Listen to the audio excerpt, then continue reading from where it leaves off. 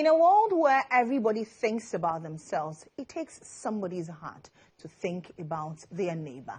And that's what this group is doing. This morning, I've been joined in the studio by Simone Henry. She's the Director of Development for the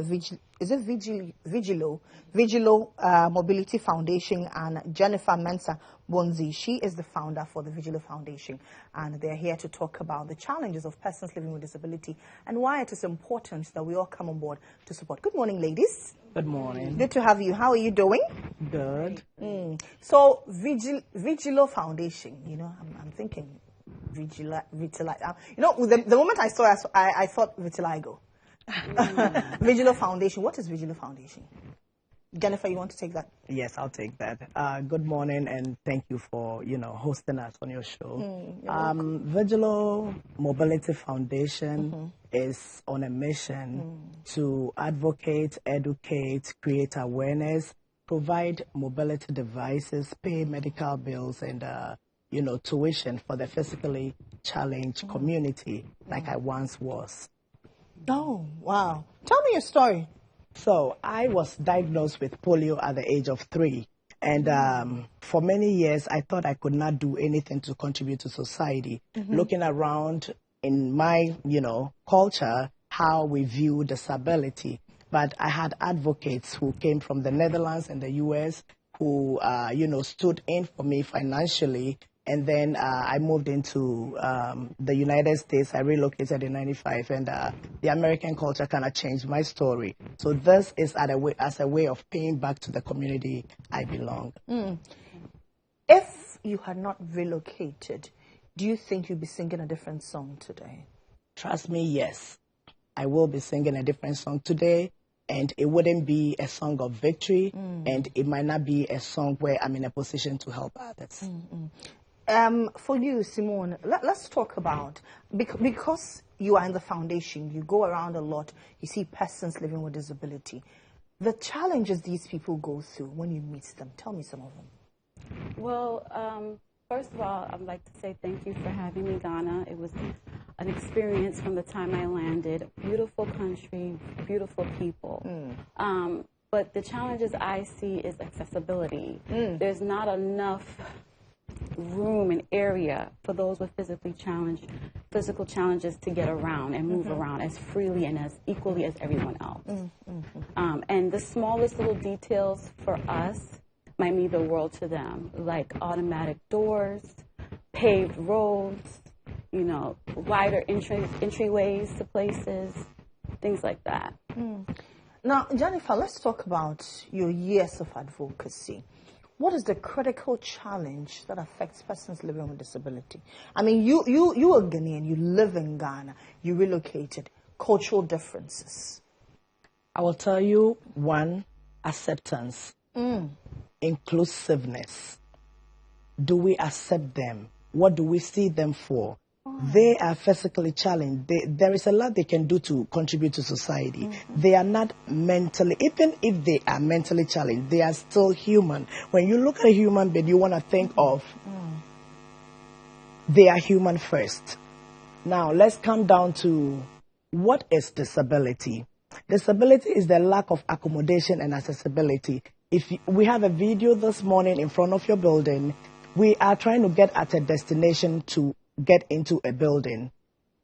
Others took the stairs. I went through the ramp, but we all made it. Absolutely. So we have to accept them. We have to include them. We have to give them. That's the yes. We have to give them the accessibility, the accommodation they need. Include them in things. Bring them out. Don't hide them. So I think that is the biggest thing I will talk about. Let's talk about acceptance. Acceptance. Yeah. Now, for a lot of mothers who have children living with disability, what are some of the stories they tell you? Do some of these mothers feel like giving these children out?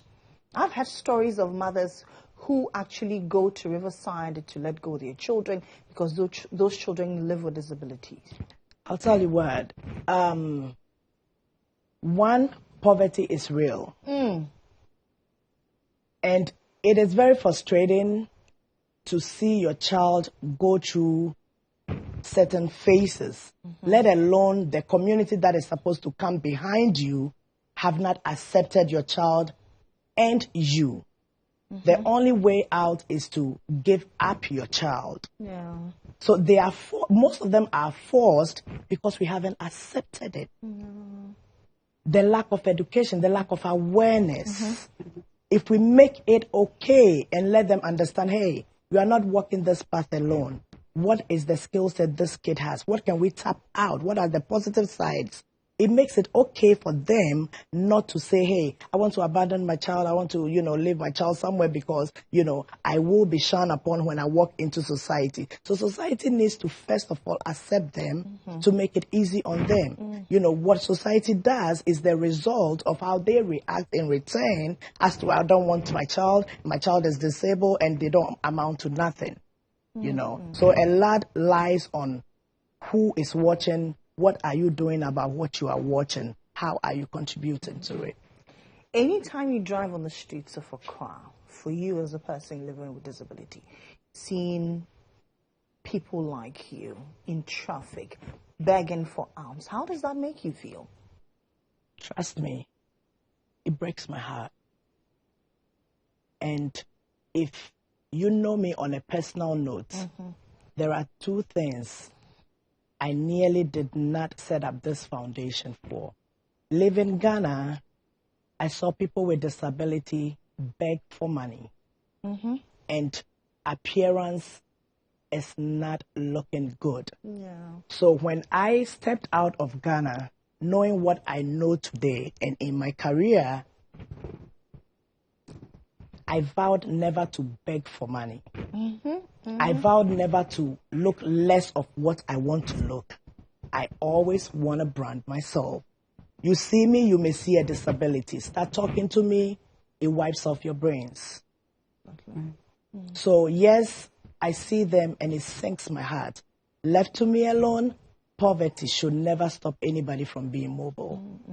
What do you think can be done? I mean, government, corporate institutions, even for us as the media? The media, I'll put it to you, awareness, awareness, awareness. Education, education, education. The government, talk to them. You have the face. You have the voice. If the people on the street cannot get to the ministries, your voices can get there. Absolutely. Let's collaborate. Let's do something. And you have people like me who have lived both worlds and can give you free knowledge of what you need to get to where you have to get to. So let's use it. Let's collaborate. Let's get somewhere. Let's do something. It's okay and we can do it. Okay, so now that you talk about it, you've lived in both worlds. What do you think we're doing differently from what somebody else is doing elsewhere that is not critically tackling the challenge? What we are doing differently is we are not providing. Our attention is not going on them. Are we providing for them without including them? Have we spoken to them? How can you help me without you talking to me to know what need I have? I have polio. But if you meet one person with polio, you've met one person with polio. Mine could be my right leg from the hip down. Someone's could be the arm. Someone's could be the neck. So if you don't talk to me and you want to give me medication based on polio or you want to cure my polio, you don't know where it is affecting me and you don't know what I need. I may not have the name of the mobility device I need, but I can describe my pain to you and you can give me what I need in return. So let's talk to them. What do they need?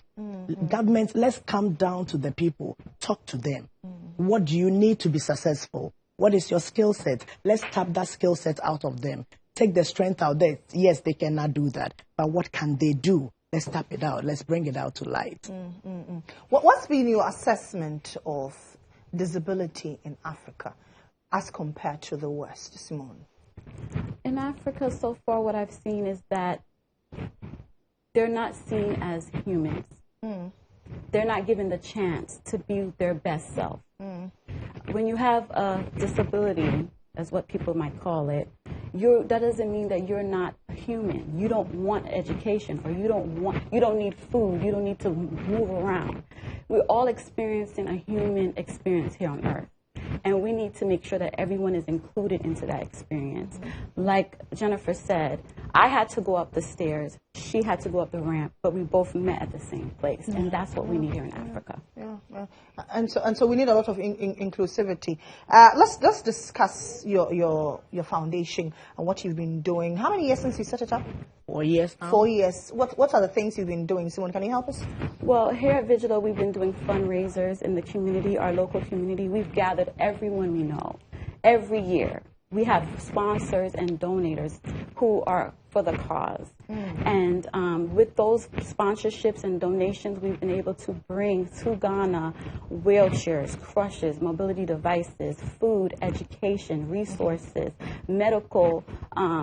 We pay medical bills for children and adults as well. We go out into the community, and when we see someone that is in need and we have it on us, we give it to them. So that's what our fundraising has been able to do. But we are only 2 people in Vigilo, and we need help all the time. We need sponsors all the time, donations all the time. We would never want to turn someone away because of lack of funds.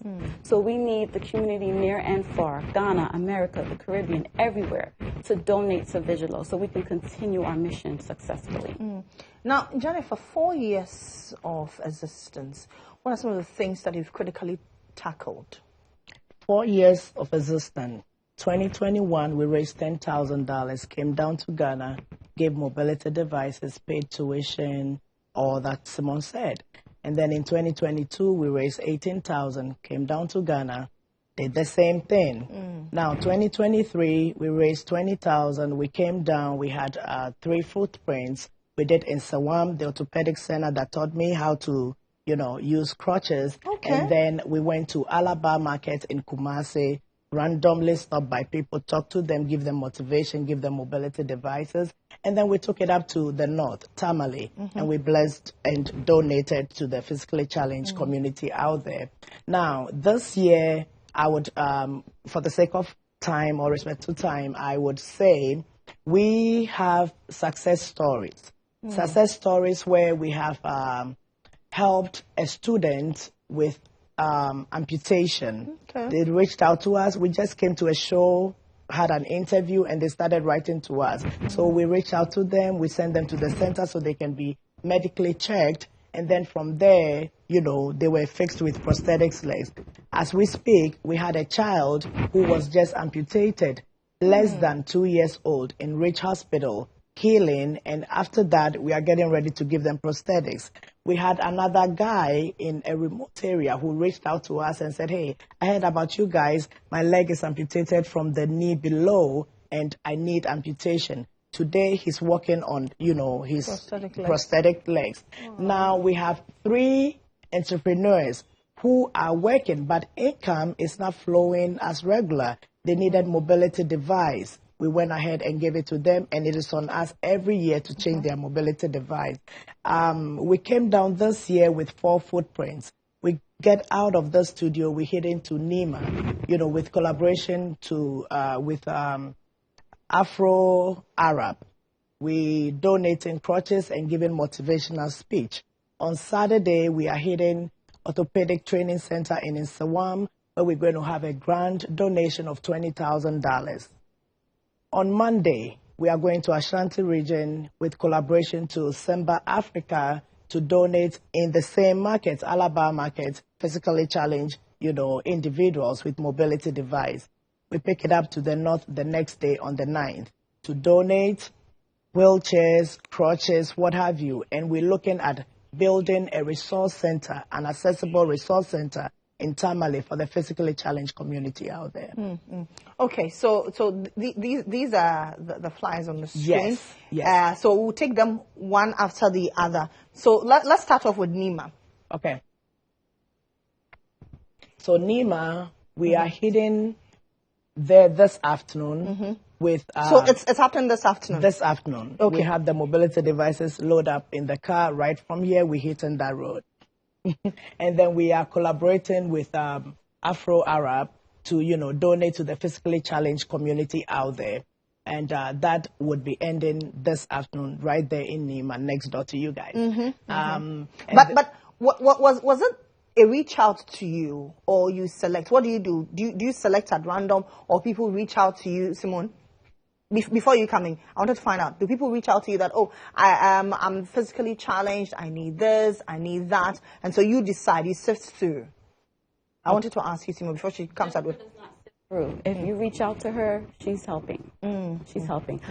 The way she does the legs, how do you do the tours? Like, how do you choose? I was going to say this is her first time, so I was going to help her with that. Okay, so with this Nima, I didn't know anyone in Nima, but last year when I came in, I met one guy called Alaji in Nima. He's like, I saw you on TV and I see what you're doing. I do have a community who needs this. I said, well, what is your community? What do they do? How many people are they?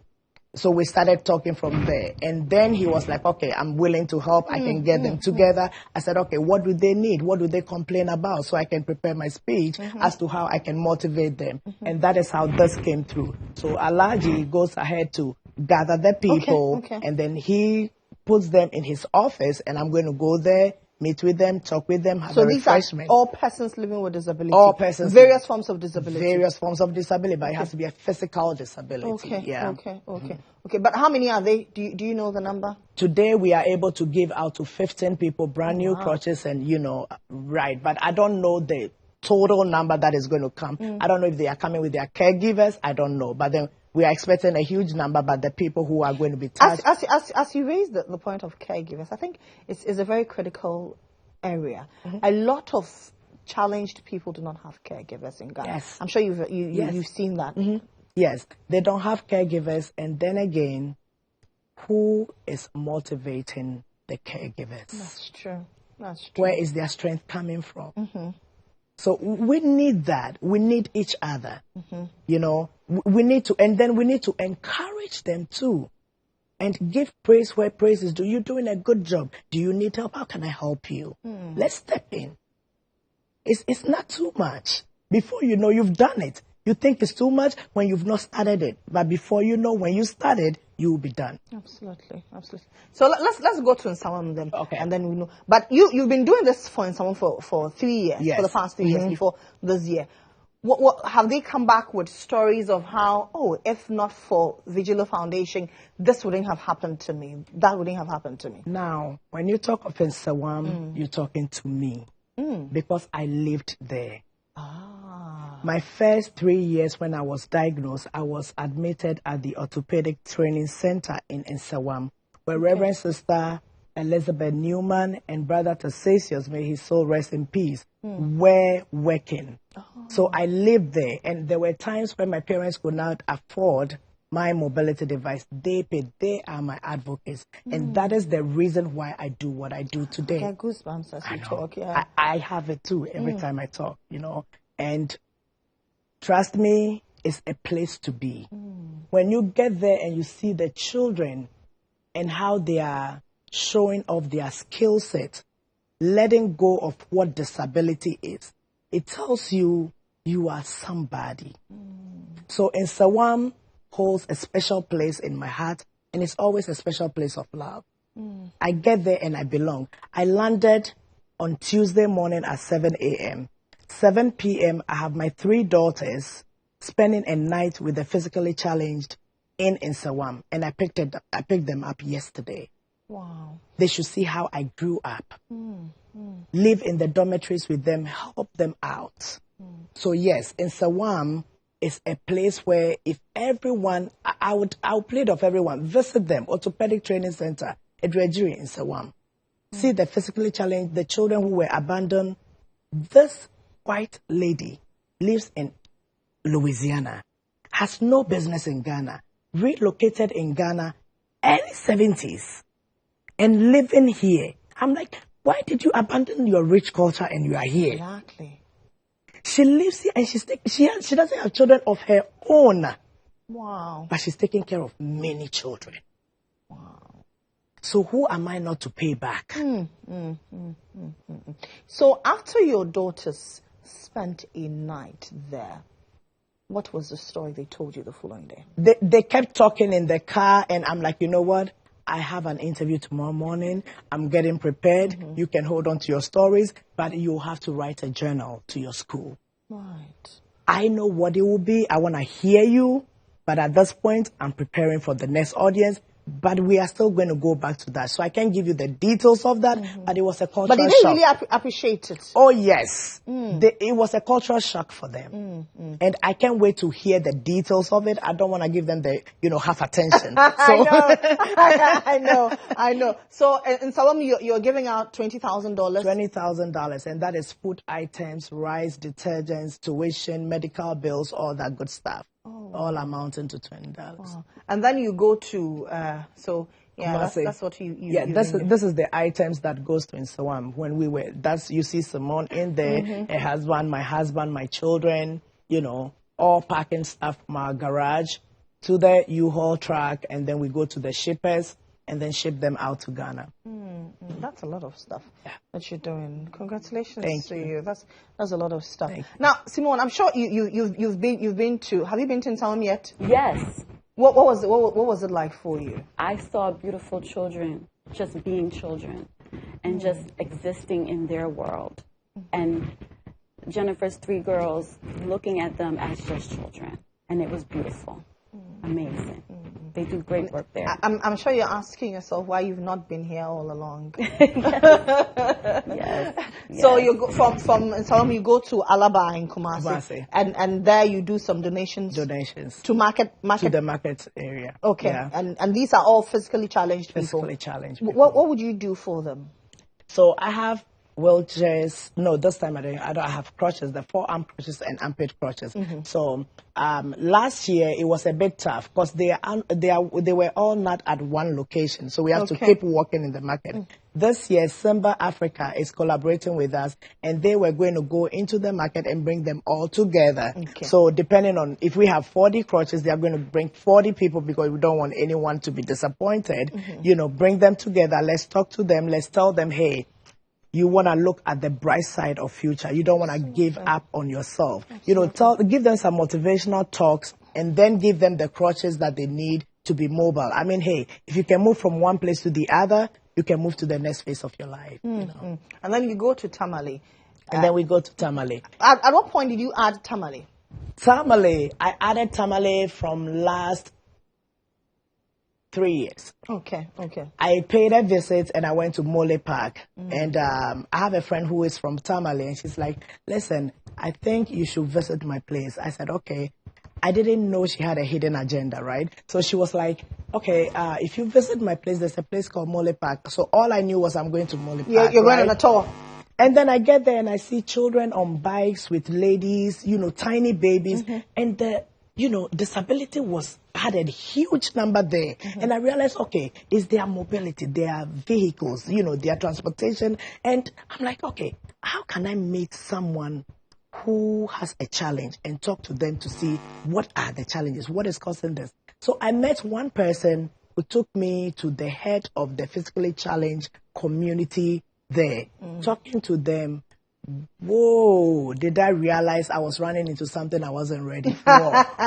They came in their numbers. So I'm like, oh no, here is where the need is. And ever since then, I added them on. And so what are you doing for them this time around? This time, we're giving them $3,000 to start the building project, the accessible, because the chief that we met last year had given us a land. So we want to build an accessible building for them. Where they meet is a government facility, and there is no accessibility. They have stairs, they don't have ramps, there is no elevator. I want to give them a standard that other people can learn from when they are building in, society, to think of the physically challenged, think of inclusiveness, when you're building. So there's a video of you at the mall as you go about your daily life. I want viewers to have a sneak peek of it.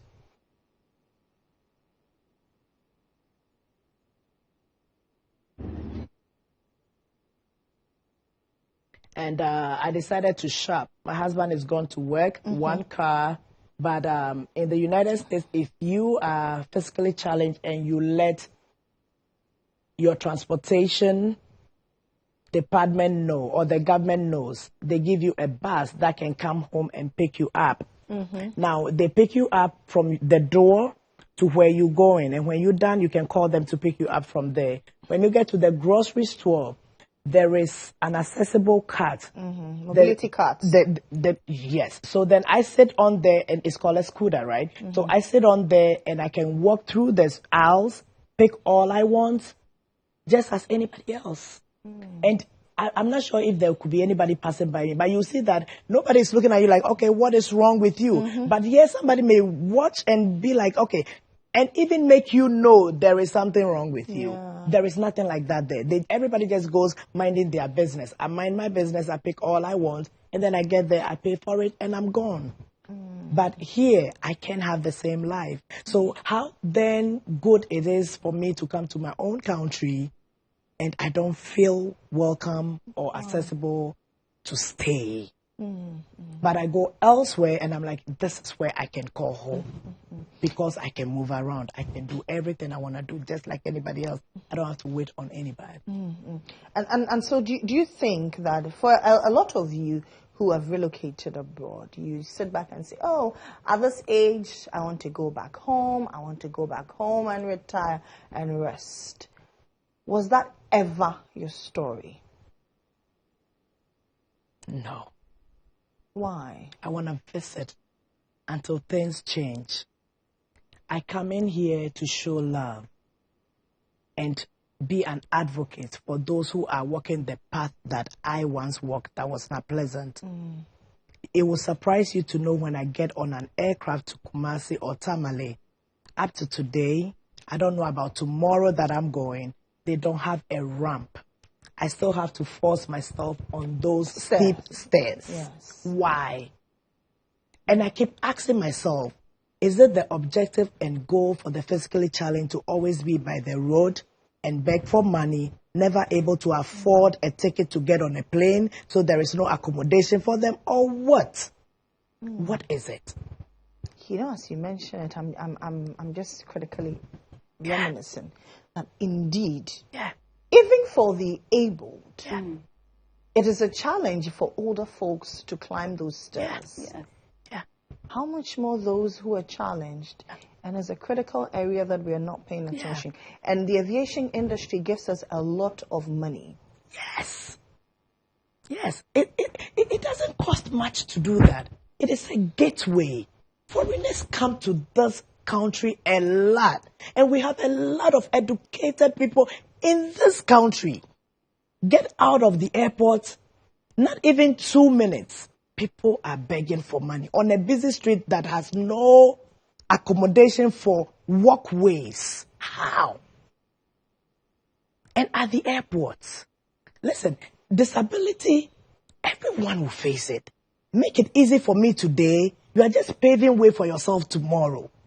Dodge it in an accident or whatever, old age will catch up with you.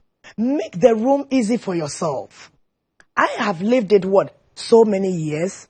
I have my shortcuts and my short ways of living it. How about you, if you get it tomorrow? You are not prepared. You are going to need me. So listen to me. Let's make the accommodations. Let's make the places acceptable. You'll be okay. I'm sure when you interact with a number of physically challenged people in Ghana, they tell you how difficult even it is to find spouses. Oh, yes. You know, when you are disabled, right?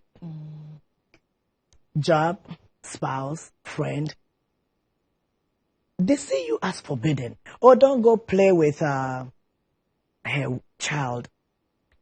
Your child will end up on crutches like that. But it's not true. Polio is not contagious. No. And you'll be surprised it even happens in the very educated homes.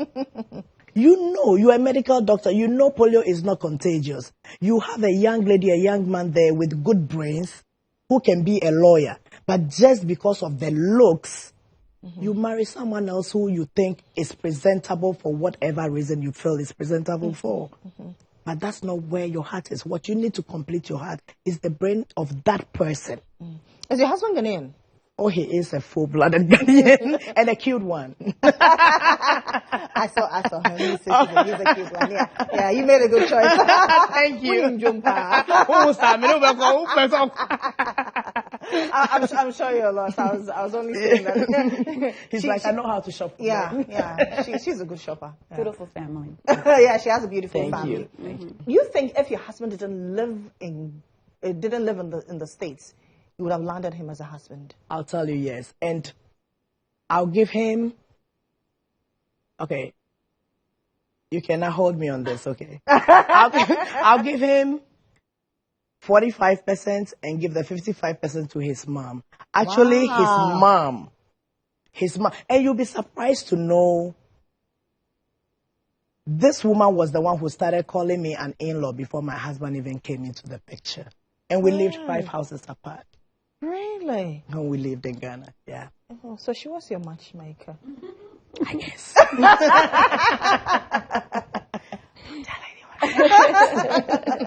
But it's a good initiative. So this afternoon you're starting.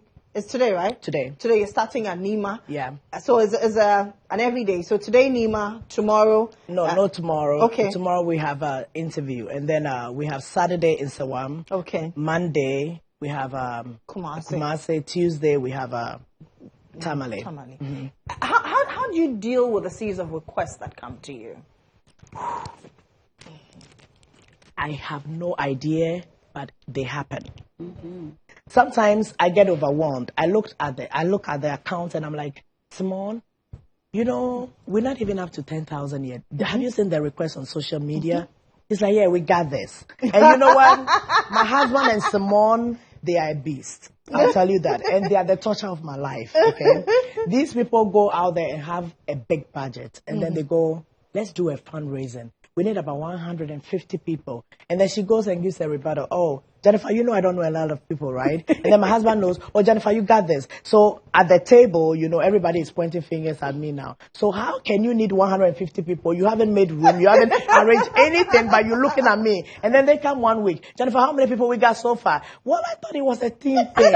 But all to say, we don't know how it happens. But it does happen. There's always a miracle that comes true, and these people are seen too. Yeah.